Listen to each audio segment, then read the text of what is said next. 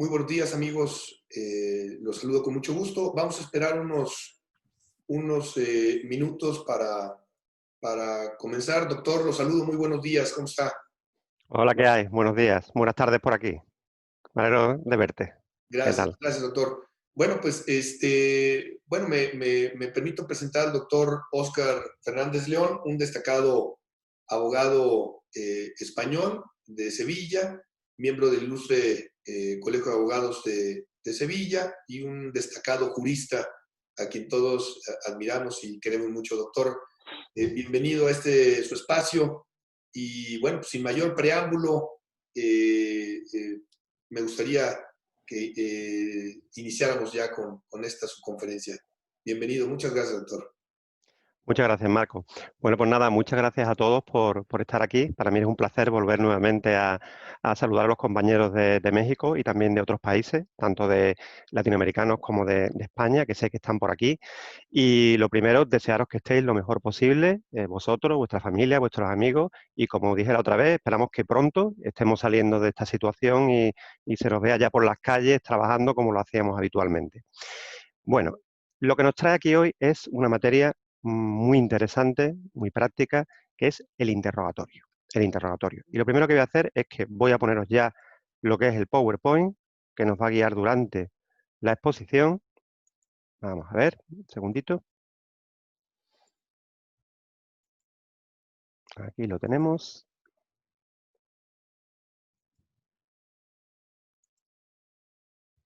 Aquí está.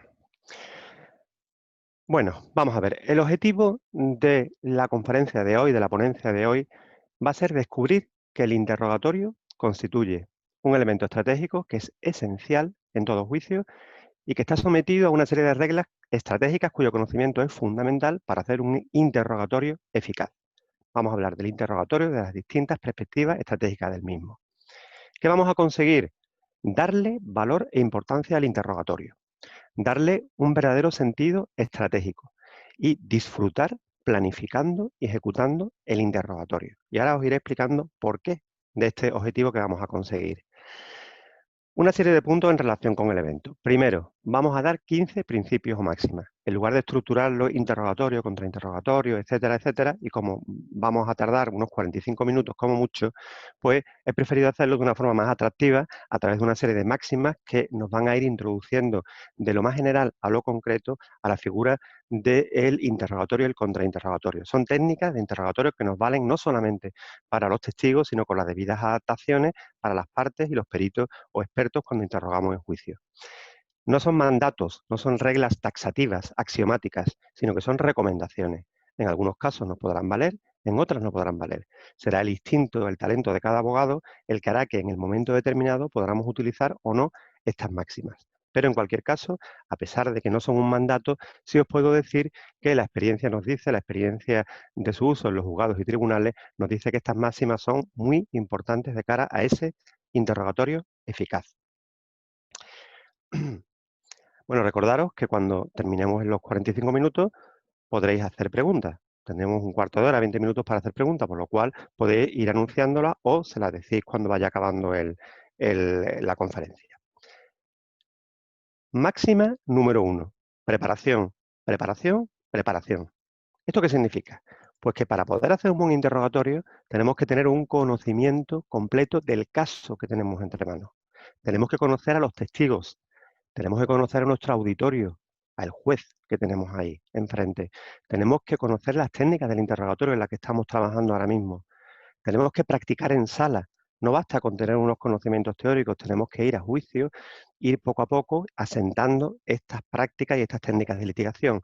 Y algo que digo siempre, mucha humildad. Y cuando me refiero a mucha humildad, no me refiero a apocamiento, venirse abajo, ser tímido, sino todo lo contrario. Me refiero a ser conscientes de las limitaciones que tenemos. Si somos conscientes de las limitaciones que tenemos, sabremos dónde vamos a mejorar y dónde tenemos que ir creciendo. El soberbio, que es lo contrario del humilde, no aprende porque lo sabe todo. Todos conocemos a gente que es así y que realmente no crece porque lo sabe todo y no necesita ayuda de nadie. Sin embargo, el humilde es más listo y lo que hace es que va aprendiendo. Entonces, para dominar las técnicas del interrogatorio, no podemos parar nunca de aprender.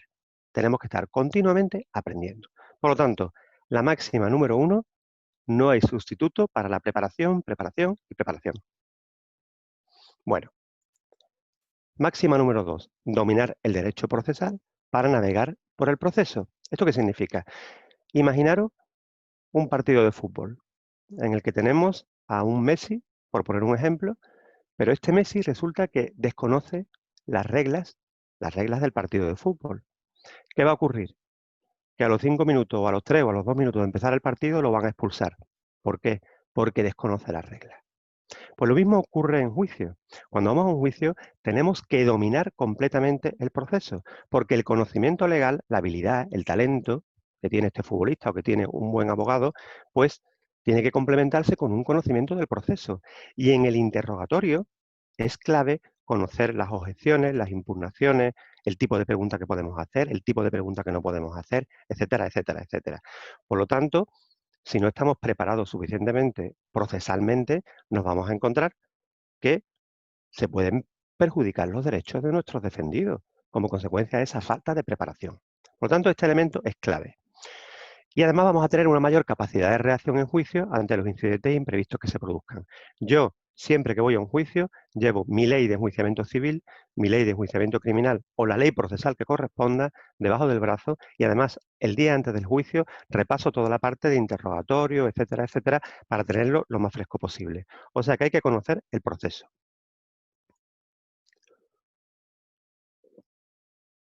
Punto tercero. Distinguir entre el interrogatorio directo y el contrainterrogatorio. Para mí esta es la máxima más importante de todas. ¿Por qué?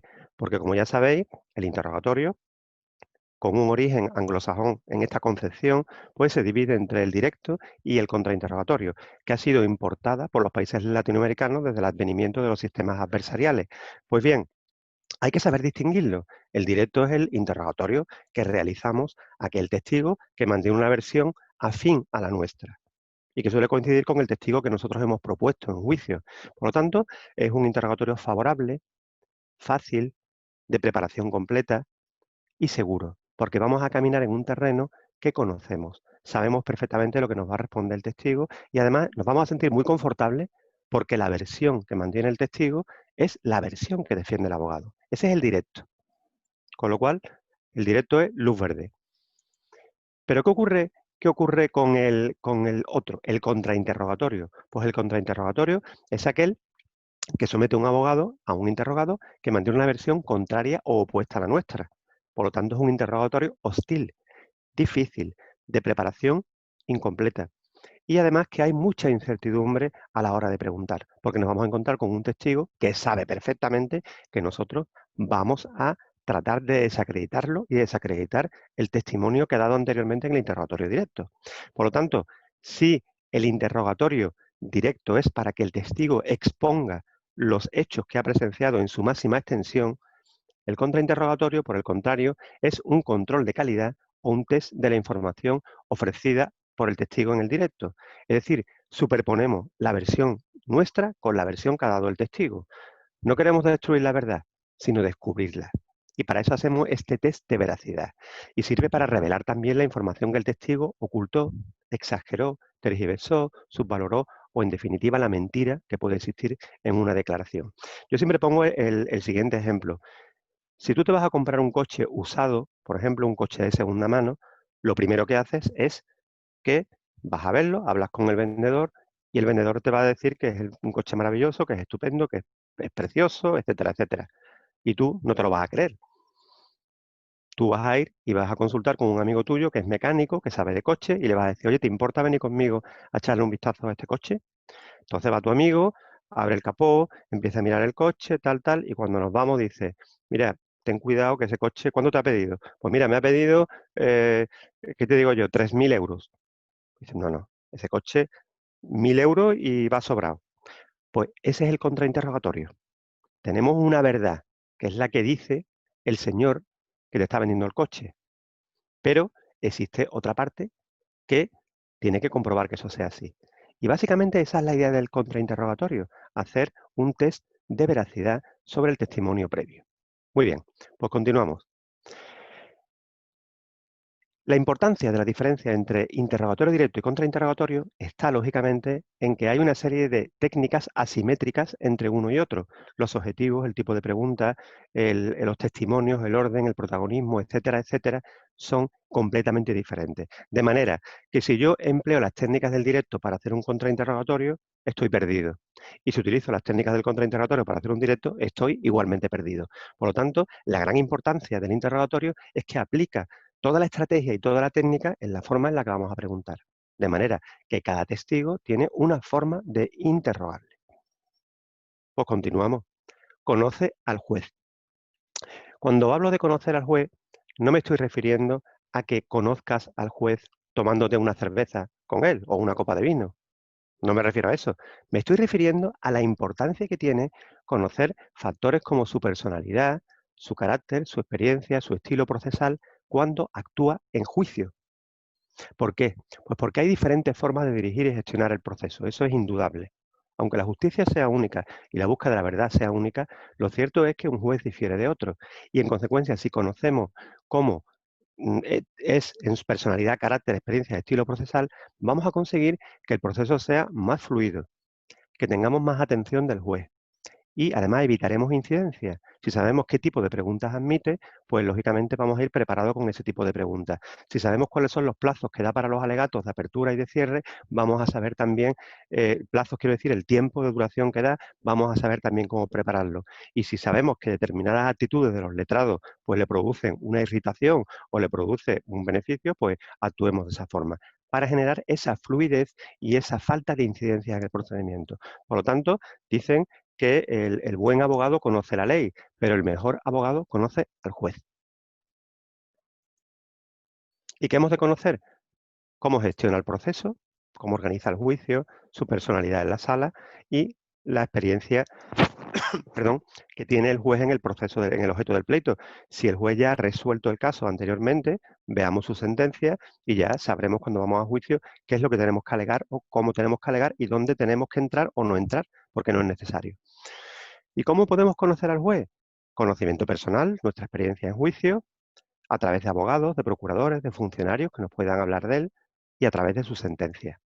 Y también me refiero a bases de datos del despacho porque los despachos que van mucho a juicio pueden generar una información muy valiosa que podemos mantener para utilizar cuando vayamos a ir a juicio en otra ocasión o un junior, un abogado joven que esté en el despacho, sepa cómo es el juez porque tiene la información de sus anteriores compañeros. La quinta, siempre disponer de un objetivo alcanzable para interrogar. Hay un principio clave en el interrogatorio, que es este. Solo se procede a interrogar cuando se tiene un objetivo que desde el punto de vista probatorio resulte relevante y que en la práctica pueda ser alcanzable. O sea, que tenemos que tener un objetivo. Si no tenemos un objetivo para interrogar, no podemos preguntar. La mejor pregunta a veces es la que nunca se hace. Y en estos casos, si no tenemos un objetivo, no vayamos de pesca, como dicen. No se puede lanzar la caña a ver qué es lo que pica en un interrogatorio. El interrogatorio no es un descubrimiento, no es una investigación. Eso ya lo hemos hecho anteriormente. El interrogatorio es para tener un objetivo claro. Pues bien, el interrogatorio directo tiene dos objetivos: favorecer la credibilidad del testigo y favorecer la credibilidad de su testimonio. Podemos escoger uno, podemos escoger otro, podemos escoger los dos. La credibilidad del testigo. ¿Por qué? Porque el juez no conoce al testigo, puede estar condicionado por cualquier perjuicio. El testigo es digno de todo crédito y tenemos que asentar su credibilidad. Habrá ocasiones que no sea necesario, pero sí hay ocasiones en las que tenemos que de alguna forma hacer una serie de preguntas que resalten su credibilidad en el caso. Suelen ser preguntas que se realizan al principio al testigo para que destaque algún aspecto de su personalidad, de sus capacidades, de sus estudios, etcétera, etcétera, o de sus incluso capacidades sensoriales que luego se van a utilizar dentro de lo que es la propia declaración del testigo. Favorecer su testimonio. Obviamente lo que queremos es que el testigo narre su versión. Pues para que narre su versión tenemos que hacerle preguntas para probar esos hechos. Preguntas abiertas, ordenadas, bien estructuradas, que le den protagonismo al testigo y que él vaya desarrollando la información relevante. Estamos en el interrogatorio directo, lógicamente. Tiene que ser la información que vale, no toda la que él sabe, sino la que vale. Y para eso está el abogado, para discriminar esa información. En cuanto al contrainterrogatorio, un tanto de lo mismo. Solo se procede a interrogar si se tiene un objetivo que desde el punto de vista probatorio sea alcanzable, etcétera, etcétera. ¿Y cuáles son los objetivos del contrainterrogatorio? Desacreditar al testigo y desacreditar al testimonio, los contrarios de los que empleamos en el directo. También hay otros objetivos también que son constructivos, destructivos, pero vamos a centrarnos en estos dos que son los más importantes hoy. Desacreditar al testigo, ¿en qué consiste? Pues en restarle credibilidad, porque tiene intereses, motivaciones, antecedentes que puede que hagan que su testimonio no sea del todo fiable. Relaciones de amistad, relaciones de sociedad, relaciones de dependencia, relaciones sentimentales, motivos personales, intereses particulares de que uno pierda. Y eso muchas veces pasa a los primeros filtros procesales. Cuando ha pasado esos filtros procesales, somos nosotros los que tenemos que sacar en juicio estas circunstancias para desacreditarlo. ¿Y en qué consiste desacreditar el testimonio? Pues lo que decía anteriormente, hacer ese test de veracidad para detectar la inconsistencia, improbabilidad, situaciones de falta de realismo, errores de observación del testigo en el evento, en las condiciones de observación, errores de memoria, problemas de sugestión, etcétera, etcétera, etcétera. Hay un abanico enorme en el cual podemos tener en cuenta para tratar de desacreditar y desmontar ese testimonio, para quitarle fuerza al mismo. Dominar la técnica de las preguntas abiertas y cerradas. Bueno, vamos a ver. En cuanto a las preguntas abiertas y cerradas, es muy importante dentro del ámbito del interrogatorio conocer los tipos de preguntas. ¿Por qué? Porque es el vehículo a través del cual vamos a conseguir nuestra estrategia. Nos van a ayudar a conseguir esos objetivos de los que hablaba antes. Contribuyen a la persuasión del juez, porque el juez, mientras nosotros estamos preguntando, está escuchando. Y cuando el juez escucha, le estamos transmitiendo parte de nuestra teoría del caso. Por lo tanto, una pregunta bien elaborada no solamente puede conseguir su objetivo de alcanzar una respuesta, que es la que queremos, sino que también le está lanzando al juez un mensaje reproduciéndole nuevamente nuestra teoría del caso. Por lo tanto, tiene una importancia tremenda, porque los receptores de esa comunicación al hacer las preguntas es el juez y es también el propio testigo. De manera que si tú haces un mal interrogatorio, el juez se va a desesperar porque le está llegando la pregunta. Y si está mal planteada, está una pregunta impertinente, inútil, que no tiene ninguna trascendencia, pues al final el juez va a acabar aburriéndose. Pero si las preguntas están bien hechas, vas a mantener la atención del mismo. ¿Cuáles son las técnicas de interrogación? Son básicamente dos. La técnica del relato o narrativa, que es que el testigo expone libremente sus hechos, se recomienda por la doctrina psicológica, es más exacta, pero es menos concreta. Y luego está la técnica interrogativa o responsiva, en la que las preguntas provocan unas representaciones, unas ideas en el testigo, son más asociadas con la sugestiva, no le gustan mucho a los psicólogos, pero son más exactas y o sea, menos exactas y más concretas. Pues bien, estas dos técnicas las vamos a ver a la hora de ver las preguntas. Las preguntas se clasificarían a estos efectos en abiertas y cerradas. Aparte de ellos hay otra serie impertinentes, inútiles, que no vamos a entrar, sino en las abiertas y cerradas. Y fijaros, las abiertas son aquellas que están orientadas a recibir respuestas amplias, destinadas a conocer circunstancias reales, estados de ánimo, sensaciones, etcétera. El testigo va a tener plena libertad para establecer la respuesta. Y normalmente se inician a través de un pronombre como qué, quién, qué, cuál, etcétera, etcétera. Aquí tenéis algunos ejemplos.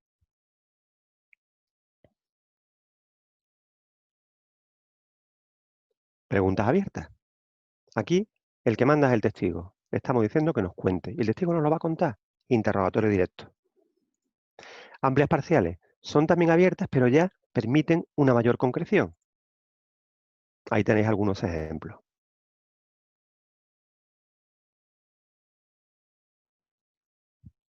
Son también abiertas.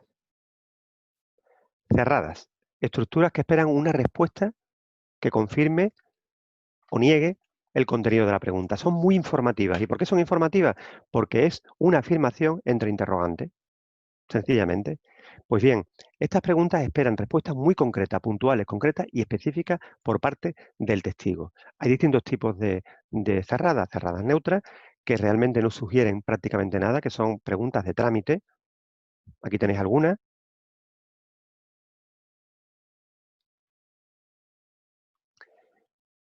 Y tenemos ya las cerradas marcadas afirmativas, que sí serían sugestivas, que son reforzadas mediante un encabezamiento reforzado de la verdad, como es cierto, es verdad que, etcétera. Y en definitiva lo que hay es que nos estamos remitiendo a un discurso anterior del interrogado de otra persona para el cual se solicita una confirmación. Por lo tanto, genera de alguna forma una subjetividad en parte en el testigo. Aquí tenéis algunos ejemplos.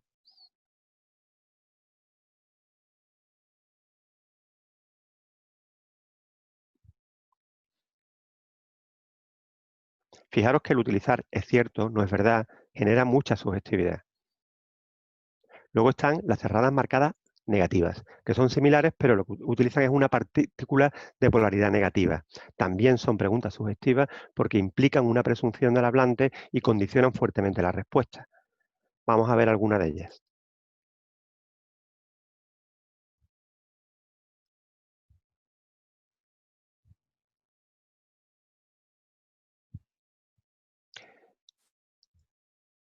Hay cerradas informativas, que son aquellas que le dan la opción de escoger entre varias respuestas posibles, se sugerirá al testigo cuál es la respuesta. Aquí las tenéis. Bien, y en definitiva, ¿qué conclusión podemos sacar de las preguntas? Pues algo muy importante, que las preguntas abiertas son excelentes para ser usadas en el interrogatorio directo y las sugestivas son ideales para ser empleadas en el contrainterrogatorio. Y de hecho, así se establece en el artículo 373, quiero recordar, de vuestro código correspondiente, la regla 373, que establece que las preguntas sugestivas podrán realizarse en el contrainterrogatorio. Y en el 375 se permite incluso a un testigo que se vuelve hostil hacerle este tipo de preguntas sugestivas, cuando están prohibidas, lógicamente, en el interrogatorio directo. De ahí la importancia enorme que tiene utilizar estas preguntas como herramienta para conseguir nuestros objetivos dentro del interrogatorio. Y ahora empezamos con otra, fijaros que vamos concretando, vamos bajando un poquito y ya nos vamos acercando a una serie de tips o máximas que son más concretas. Nunca te enfrentes al testigo. ¿Esto qué significa? Muchas veces los abogados empleamos con los testigos agresividad, sarcasmo, un tono ofensivo, discutimos con él, bajamos al fango con él a discutir, lo tratamos de amedrantar, le levantamos la voz, etcétera. Yo particularmente soy partidario de no enfrentarte personalmente al testigo en juicio, porque considero que cuando hay una pelea entre el abogado y el testigo, siempre pierde el abogado. Por lo tanto, puedes perder la credibilidad desde el momento que empiezas a discutir y a pelear. El juez puede pensar, este abogado tiene escasos recursos porque lo único que sabe hacer es pelearse con el testigo, insultarlo, etcétera, etcétera. Perdemos la espontaneidad y fluidez que tenía el testigo, perdemos la atención nuestra y la atención del juez. Puede llamarnos incluso la atención. Y además, si el testigo no discute y se mantiene firme, pues nuestra credibilidad es la que se va a ver perdida y la suya se va a ver reforzada. Esto tiene solamente una excepción. Cuando tenemos un testigo que está mintiendo descaradamente y que tenemos pruebas que puedan permitirnos demostrar que está mintiendo. En esos casos, si es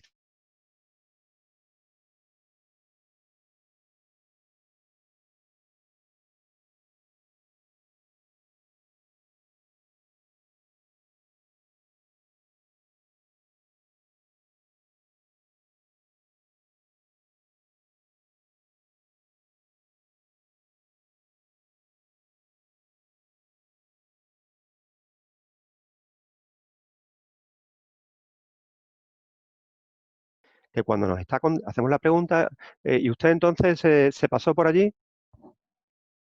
Se contesta. Bueno, y ahora le haces una pregunta que no tiene nada que ver con la respuesta que te ha dado. Y eso ocurre por falta de atención, porque no tenemos el interrogatorio bien preparado también y estamos intentando leerlo a toda costa. Por lo tanto, escuchar siempre la pregunta. Durante el contrainterrogatorio hay que controlar al testigo. Efectivamente, en el contrainterrogatorio somos nosotros los que tenemos que controlar al testigo. ¿Y eso cómo se consigue? Con paciencia, con sangre fría, con autocontrol, evitando que evada nuestra respuesta y sobre todo evitando que se vaya al interrogatorio directo y nos vuelva nuevamente a narrar todo lo que ya ha dicho en el interrogatorio directo. Por lo tanto, tenemos que hacer preguntas cerradas, sugestivas, de un solo punto, un hecho por pregunta, un acercamiento amistoso, ritmo rápido, velocidad, interrogatorio temático por temas, no crear espacios de silencio, que no haya parones, sino que esté todo seguido con la máxima rapidez, y entonación neutra en algunas ocasiones ayuda mucho a hacer preguntas, porque si las respuestas son negativas, esa entonación neutra va a hacer desapercibir que haya sido una respuesta bastante dañina para nuestros propios intereses. Y en cuanto al interrogatorio temático, me refiero a que no hagamos un interrogatorio cronológico al testigo hostil.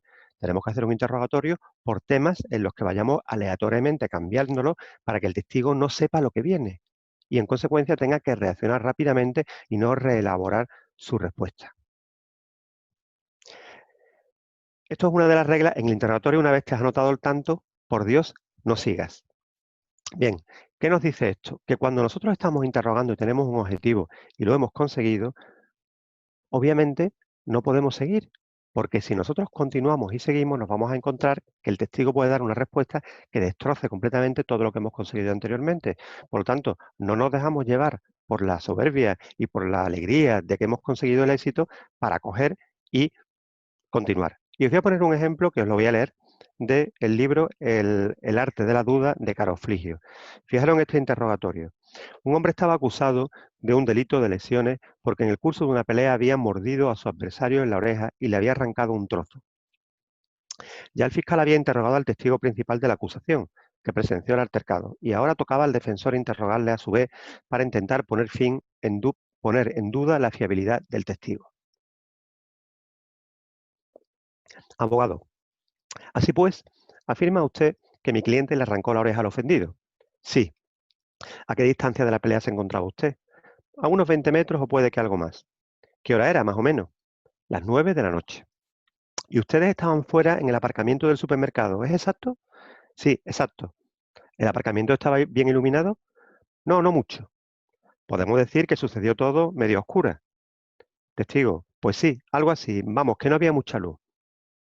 En tal caso, permítame usted recapitular. Los hechos ocurrieron a las 9 de la noche, en un aparcamiento mal iluminado, y usted se encontraba a más de 20 metros del lugar preciso donde se estaba desarrollando la pelea. ¿Es exacto? Testigo, exacto.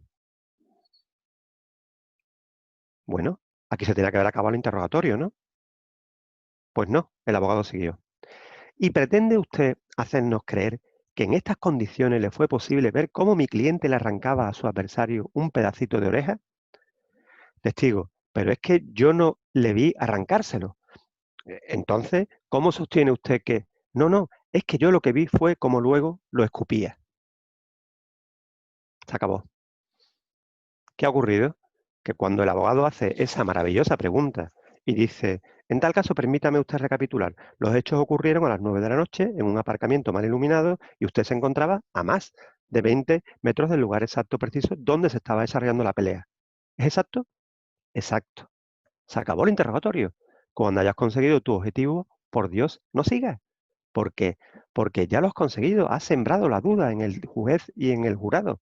Pero como tú quieres seguir porque tú eres más listo que nadie, pues al final te pasa lo que te pasa. ¿Vale? Por lo tanto, mucho ojo con este principio. No preguntes, no preguntes si no conoces la respuesta. Aquí tenemos otro caso similar.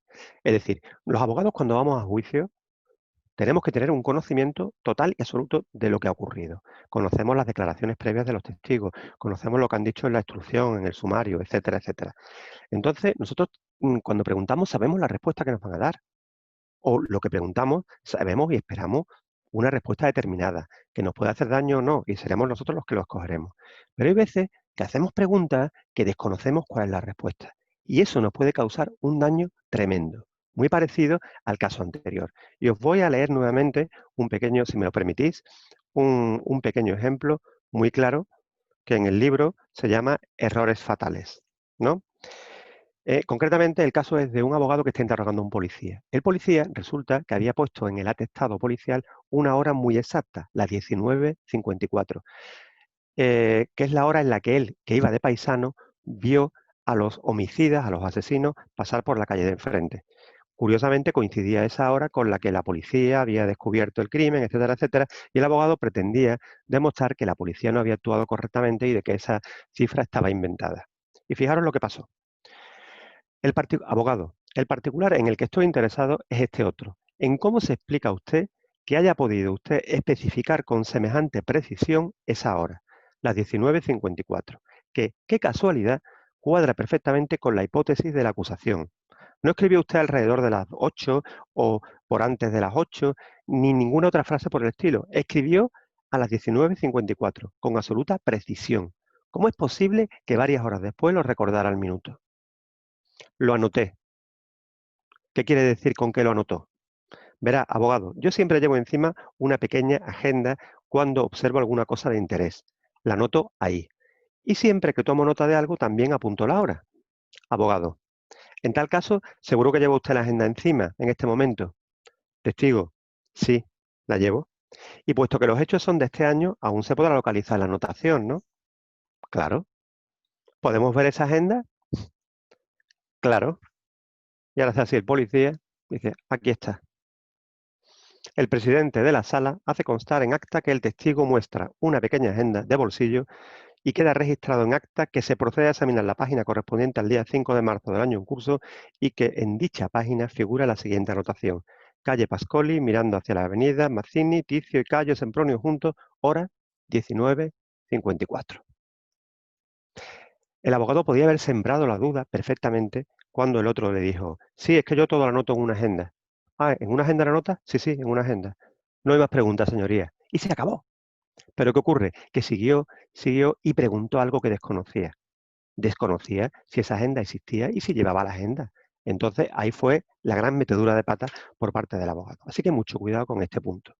Entonces, nunca preguntes por qué en el contrainterrogatorio, porque te lo va a contar.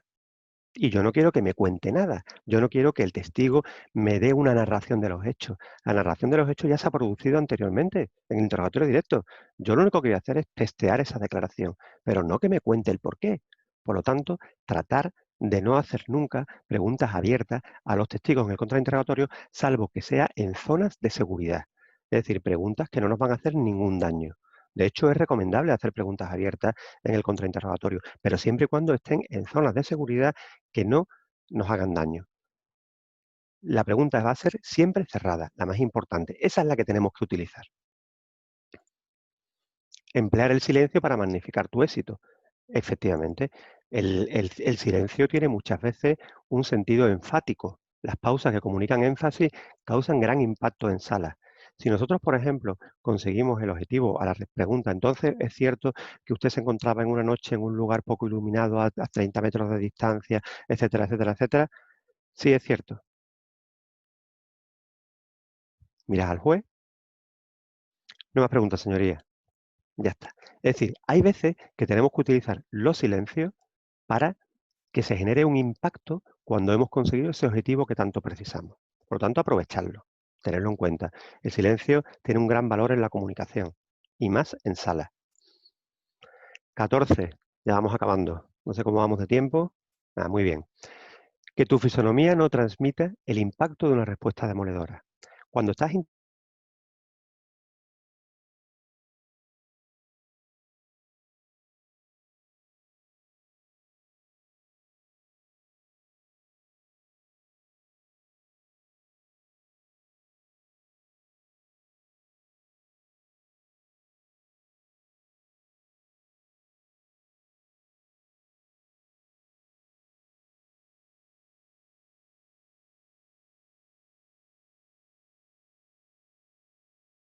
informando que usted hace amenaza, no, es que todo el mundo está contra mí.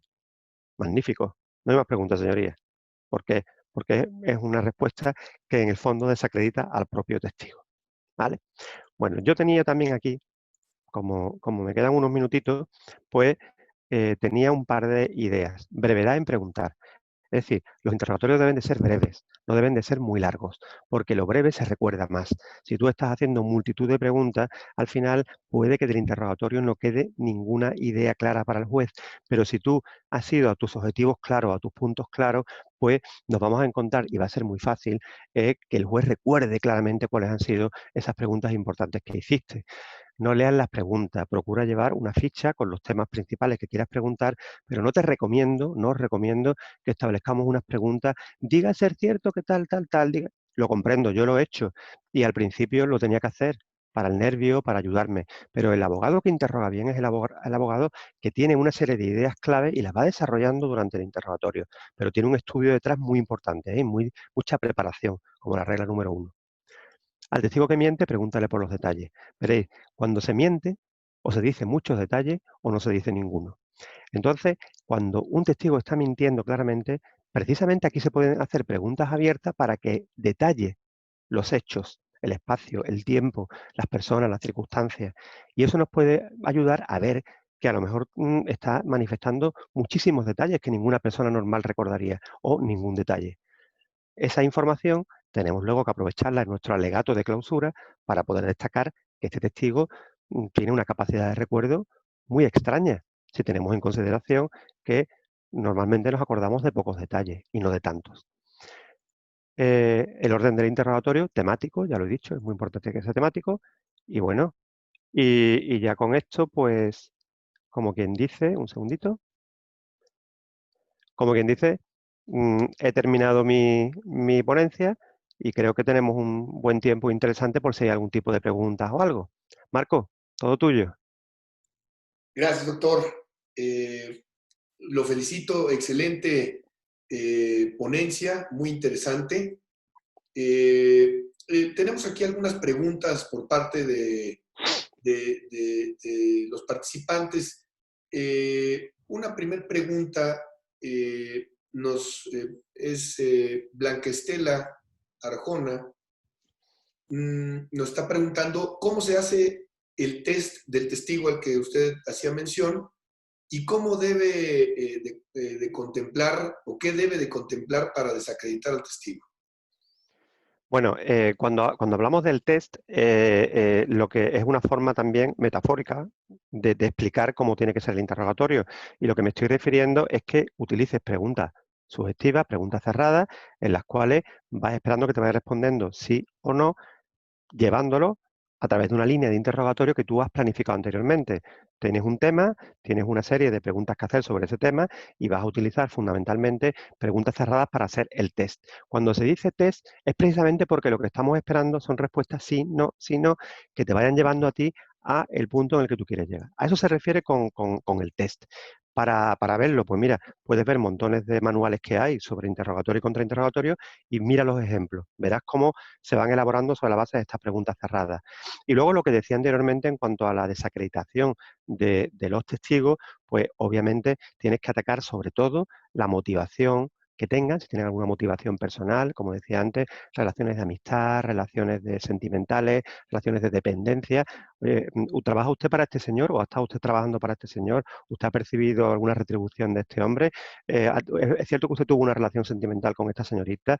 Etcétera, etcétera. Es decir, si existen esos motivos, un interés, porque usted, es cierto que si este señor gana el pleito, usted se va a ver beneficiado porque para acceder a su finca va a poder entrar por el camino tal en lugar del camino cual, que son muchísimos kilómetros más. Es decir, descubrir esa situación que hay en la cual, de alguna forma, el testigo tenga un interés en que una de las partes gane. Por tanto, esa es la idea. Sí, Gracias, Marco. doctor. Nos está preguntando Norma Agis de México que si podría compartir algunos consejos para realizar contrainterrogatorio a testigos expertos. Uf. Bueno, testigos expertos, entiendo yo que se referirá a lo que es, por ejemplo, a la policía, ¿no? A, A los peritos. a los peritos. Bueno, claro, el problema de los interrogatorios de testigos expertos es que hay una asimetría enorme de conocimiento. El perito tiene unos conocimientos muy superiores a los nuestros y nosotros tenemos bastante menos, ¿no? Y bueno, cuando es la policía un tanto de lo mismo, la policía está acostumbrada a declarar como testigo en muchas ocasiones y entonces, pues lógicamente parece que tienen como son más hostiles todavía, ¿no? Que un testigo normal. Entonces, en cuanto a los peritos, yo siempre recomiendo lo mismo. Tú tienes que preparar tu interrogatorio. Si tienes unos objetivos, que hay veces que no merece la pena interrogar a un perito, si tienes unos objetivos, lo tienes muy claro y tienes la ayuda de otro perito para que te prepare en el interrogatorio. Es decir, el perito que tú vas a utilizar en juicio es el que te tiene que apoyar, para que de alguna forma pues tú puedas utilizar esos conocimientos para ponerte a un nivel semejante al perito y hacer solo aquellas preguntas que él te diga que debes de hacer, para que el perito no digamos, de alguna forma te supere con sus conocimientos y trate de envolverte en la complicación técnica de una respuesta. Es decir, hay que procurar ser tan listo en conocimientos como el perito, lo cual es difícil, pero hay que intentarlo, prepararse muy bien en la materia y contar con el asesoramiento de un perito. En cuanto a la policía, hay que conocer muy bien los procedimientos que siguen, los reglamentos que utilizan, la forma de actuar que tienen. Porque el abogado que cuando interroga a la policía sabe perfectamente cuál es la mecánica y la dinámica del funcionamiento de los órganos, de agentes de la autoridad, va a tener más facilidades para encontrar algún tipo de desviación, algún tipo de irregularidad que sacar a relucir. Pero para ello tienes que siempre, siempre lo he dicho, siempre con una aproximación amable. No seamos agresivos, no nos pongamos a la defensiva, sino tú tranquilo, que se pongan ellos a la defensiva. Nosotros siempre vamos a mantener ese respeto. Excelente, doctor. Muchas gracias. Nos pregunta Eddie Rojas, ¿cómo manejar el conocimiento del juez cuando son casos de alto impacto y la prensa tiene al juez y a los abogados en constante vigilancia? Uf, no. En- en- Desarrollámela tú, explícamela tú, explícamela. Entiendo la pregunta de Eddie en el sentido de, cuando usted explicaba del conocimiento del juez, había que considerar algunas cuestiones muy objetivas, como el conocimiento, cómo lleva la audiencia o Mm, cómo el juez se sí. comporta dentro de la tramitación de la Ujú, audiencia, el conocimiento que se tiene ese juez. Entiendo por lo que nos comenta de Rojas que cuando se trata de asuntos de alto impacto, mediáticos, en donde está la prensa involucrada, pues desde luego hay una presión ante la autoridad. sí. Eh, ¿Qué habría que considerar respecto de lo que usted manifestó del Mm. conocimiento del juez? ¿Qué habría que considerar cuando se está en un asunto de alto perfil, de alto impacto? Bueno, yo entiendo lógicamente la prensa, la sociedad influye muchísimo, ¿no? Y hay juicios que todos sabemos que prácticamente hay una presión social enorme que ya ha sido condenada a la persona incluso antes de empezar el juicio. Yo, desde luego, soy de la teoría de que cuando se cierra la puerta de la sala y empieza el juicio, ya eso se acaba, eso se queda fuera. Por lo tanto, el juez debe de ser, digamos, estar ajeno a esa presión social y, por lo tanto, llevar el juicio con la máxima neutralidad y sin ningún tipo de influencia. Con lo cual, yo creo que hay, más que en el propio interrogatorio, donde tenemos que aprovechar es cuando hagamos nuestros alegatos, aprovechar la parte introductoria del discurso, la parte final, para sacar a relucir precisamente esas situaciones de presión en la que nos encontramos para apoyar nuestro caso y tratar de ganar la benevolencia, el interés, la atracción del tribunal sobre el planteamiento que estamos nosotros defendiendo, pero que en la calle está presionado. Pero en cuanto al conocimiento del juez, bueno, simplemente pues observarlo, ver algún juicio suyo, alguna audiencia previamente, etcétera, porque la convicción que el juez tenga sobre lo que está ocurriendo fuera es muy difícil que lo conozcamos. No sé yo si esa respuesta puede ser válida a lo que estamos hablando. Sí, no, desde luego, doctor. Desde luego. Nos preguntan aquí si podría mencionarnos sus libros respecto de los temas que nos acaba de comentar. Nos dice William Ramírez. Sí, bueno, bueno, yo no me voy a poner a narrarlos ahora porque va a ser un poquito complicado, pero lo que sí voy a hacer, mira, os voy a compartir un segundito, voy Sí, a compartiros, vamos a ver, esto es la charla, ¿vale? Y al final tenía aquí puesto, esta es, vamos a ver, conoce al juez, un segundito, es que no pasa, va muy lento. Bueno, lo que quería transmitiros, vamos a ver, ahí va. Yo tengo aquí un blog, ¿vale? Que es el blog en el que yo publico habitualmente. Los artículos de litigación, etcétera. Aquí está, ¿vale? Bueno, pues aquí en el blog, ¿veis ahí que está abajo el enlace? Oscarleón.es. Os metéis, podéis suscribiros gratuitamente, recibís posts todas las semanas sobre estos temas y aquí, en libros, tenéis todos los libros. ¿Vale? Ahí tenéis todos los libros. De este tema, máximas del interrogatorio, arte y técnica del interrogatorio, el interrogatorio del perito que va a salir ahora, el abogado y el juicio, con la venia manual de oratoria para abogados. Bueno, ahí tienes para perderte, vamos, que hay mucho material en el que podáis ver estas cosas. Gracias, doctor. Nos preguntan, aquí dice José Soler, si un testigo ha realizado alguna declaración o apreciación ilógica, ¿le puedo preguntar por qué? Entiendo que la Sí, pregunta es, si el testigo dice algo ilógico, sí, que le sí, pregunte sí. por qué dijo eso es ilógico. O sea, vamos. Sí, sí, dice alguna cosa improbable, una cosa que no tiene sentido, que no es lógica, que no está de acuerdo con la realidad, con el sentido común, ¿no? Bien, en este caso le puedes preguntar, pero si le haces una pregunta abierta, le vas a dar la oportunidad de que corrija esa improbabilidad y tal. Más bien, yo utilizaría una pregunta cerrada, ya dándole la versión lógica. Es decir, vamos a ver, usted acaba de decir esto, que como aquel famoso caso, ¿no? De que se produjo una violación de una muchacha y cuando estaban en juicio y cuando le preguntaban que por qué después de la violación llamó a una amiga, se reunió con una amiga suya y le dijo, por favor, vete al jardín de la casa donde me han violado para recoger un zapato porque me he quedado sin un zapato. Y claro, ¿qué pasa? Que eso es ilógico, eso no tiene sentido. Tú lo primero que vas es que te vas a la policía, llamas por teléfono, lo que sea, para que te auxilien. Y entonces las preguntas que le hicieron después fueron preguntas en las que le decían, vamos a ver, según he entendido, usted me dice que lo que hizo fue llamar a su amiga y que fuera a buscar el zapato cuando llegó ella. Sí. ¿Y cómo se explica que usted manda por un zapato? ¿No se le ocurrió llamar a la policía? Sí, sí, llamé él más tarde, pero no la llamó en ese momento, ¿no? No. ¿Y no se le ocurrió huir del sitio, alejarse completamente del sitio? No, porque es que no podía ir con mis zapatos a ningún sitio.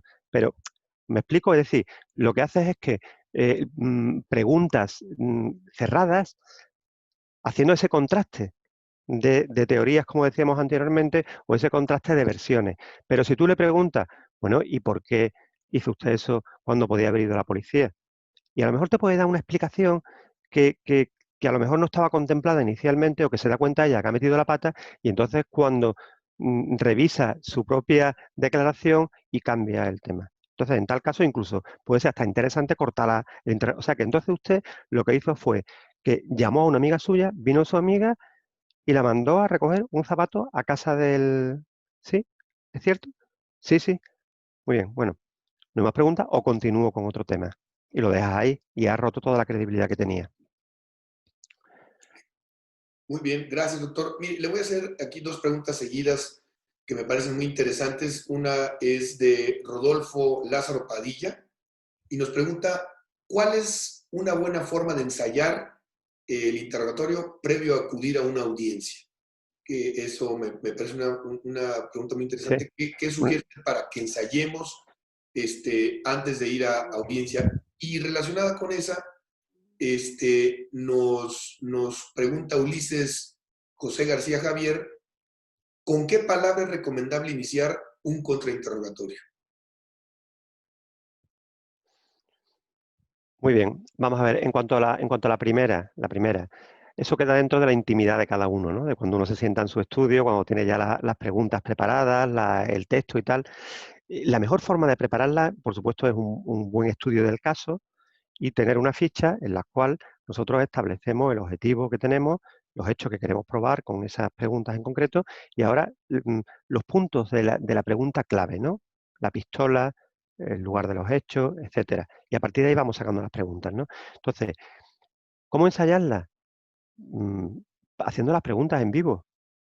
Tú puedes hacer las preguntas. Yo estoy aquí sentado en la mesa y me pongo a mirar a un sitio o pongo un muñeco ahí, que es el testigo, y le empiezo a hacer las preguntas. Y te vas escuchando tú cómo haces las preguntas.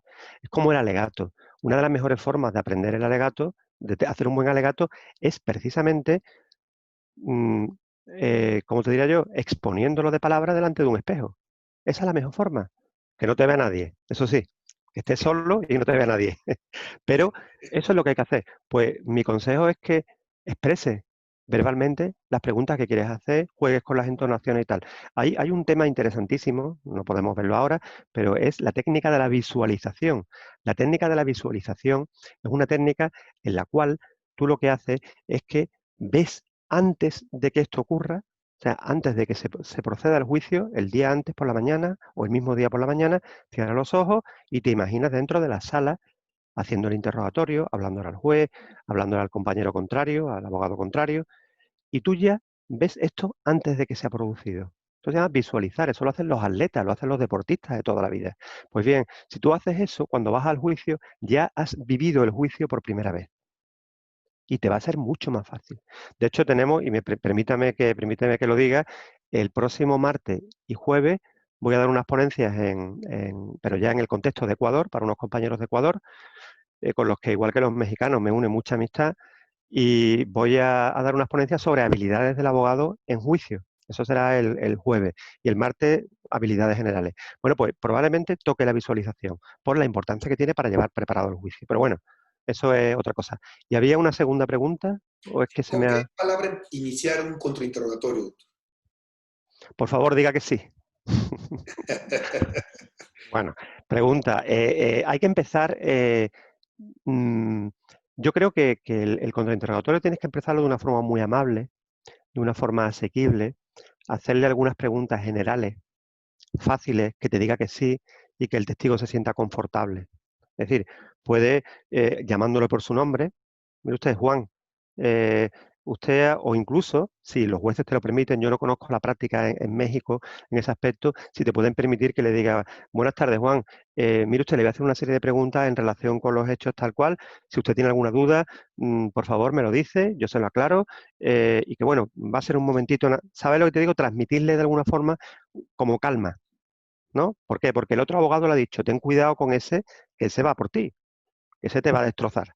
Así que ten cuidado. Entonces el testigo va a estar súper hostil y con muchas ganas de defenderse. Entonces, las primeras preguntas, preguntas que sean muy generales, muy básicas, que te diga que sí y que transmita un poco de confort. Eso es un arte, ¿eh? Hacer eso, es difícil. Claro. Relacionada con esa pregunta, doctor, nos pregunta Jonathan Córdoba, si existe alguna técnica para la transición de preguntas, cuando se trata de preguntas de varios hechos. Sí, sí. Ten en cuenta que cuando estamos en el contrainterrogatorio, lo que tenemos es que, o sea, en el interrogatorio directo, sí hay que hacer esas transiciones. Es decir, acabas un tema, bueno, a continuación le voy a preguntar sobre los hechos que acaecieron en días después de lo acontecido con Manuel. Y ya le das una introducción y haces la transición y vas preguntando. Pero en el contrainterrogatorio yo no quiero hacer transición, porque yo no quiero darle ningún antecedente al testigo, sino que yo he hecho mi última pregunta y ahora le hago la siguiente y cambio del tema. Entonces usted no cargó la pistola, ¿no? ¿Y tenía usted amistad con don Ramón? No. Y cuéntenos, ¿no es cierto que usted lo vio, fue amigo de él? O sea, cambias de la pistola, del asunto de la pistola al asunto de la amistad con don Ramón, que es otro tema. Entonces, yo creo que ahí no hay que hacer transiciones. Ahí lo que hay que hacer son cambios de temática. Lo más rápido que pueda, sin parada, sin silencio. Eso también hay que tener mucha habilidad, ¿eh? Pero a más rapidez que hagas en un contrainterrogatorio, más capacidad vas a tener de conseguir tu objetivo, porque el testigo no va a poder prepararse la respuesta. Excelente, doctor. Para finalizar, doctor, me gustaría, considerando que el interrogatorio y desde luego el contrainterrogatorio tienen o deben tener una planeación estratégica, ¿podría darnos algunas recomendaciones para realizar esta planeación estratégica de nuestro interrogatorio y contrainterrogatorio en juicio? Ujú. Mira, yo lo que podría, sí, eso existe una ficha que yo la elaboré, yo no te puedo decir qué autor fue, pero que saqué unas ideas de esa ficha, parecida a la teoría del caso, pero con las preguntas, ¿no? Entonces, es una ficha en la que eh, estableces el objetivo número uno, cuál es el objetivo, hechos que quieres demostrar, temas que vas a tratar y sobre qué van a ser las preguntas. Y entonces, tú cuando te sientas, ves al testigo, este es el testigo tal, vamos a ver, objetivo uno, desacreditar al testigo, ¿no? Desacreditar al testigo. Quiero probar que Fulanito de tal tenía amistad con el acusado. Vale. Relaciones de vecindad, vas poniendo las circunstancias que consideras. Y a partir de ahí ya te van a ir saliendo las preguntas. Entonces, yo esa ficha la tengo en, si me permitís un segundo, esto es un poco, no es normal, pero voy a meterme un momento en el blog para veros, a ver si os puedo dar el enlace, ¿eh? Porque esto lo he tratado yo Lo he tratado ya en un post y reproduzco la ficha de la que estoy hablando. Así que si la encontramos, os la doy. Y si no, la vais a encontrar en el blog perfectamente. Vamos a ver.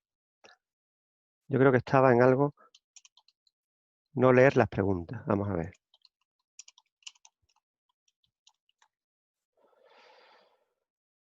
Vamos a ver.